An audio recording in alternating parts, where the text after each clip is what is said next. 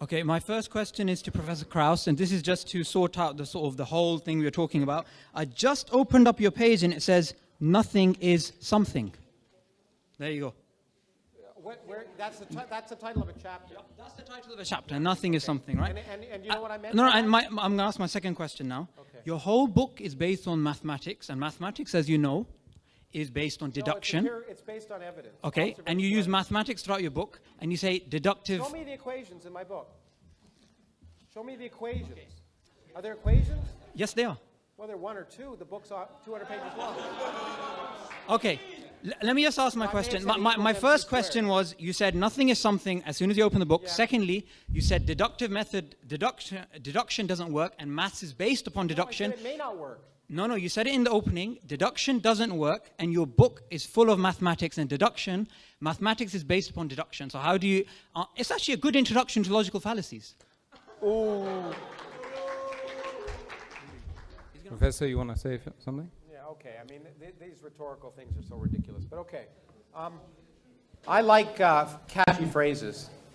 And when I said nothing is something, it's a chapter title. My point, which many philosophers don't understand, and I guess, anyway, is that nothing is a physical quantity. It's not a philosophical quantity. It's not an imaginary quantity. Nothing, in physics, is the absence of something. So therefore, to understand what nothing is, you first have to ask the question, what is something?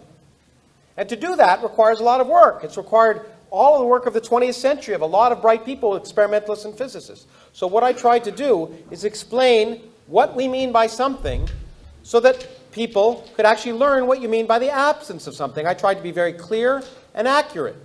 So it was just, in fact, since I wasn't trying to convince people of anything, I was just trying to explain it.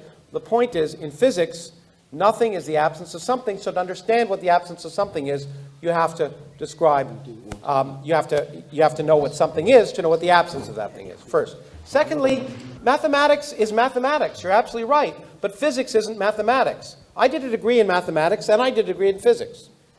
I learned I wasn't a mathematician. And more importantly, I learned many of the best mathematician colleagues of mine weren't physicists.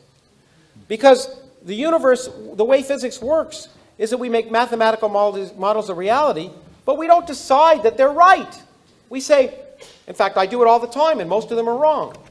I sit on a good day trying to make a mathematical model that explains reality. They go out and test it, and 99.99% of the time it's wrong, because that's the way science works. If it didn't work that way, anyone could do it. So it's not inductive in the sense, the mathematics is a useful language. In fact, it's the only useful language to describe nature, as far as we can tell. But it doesn't, we don't decide. Mathematics can describe an infinite number of universes.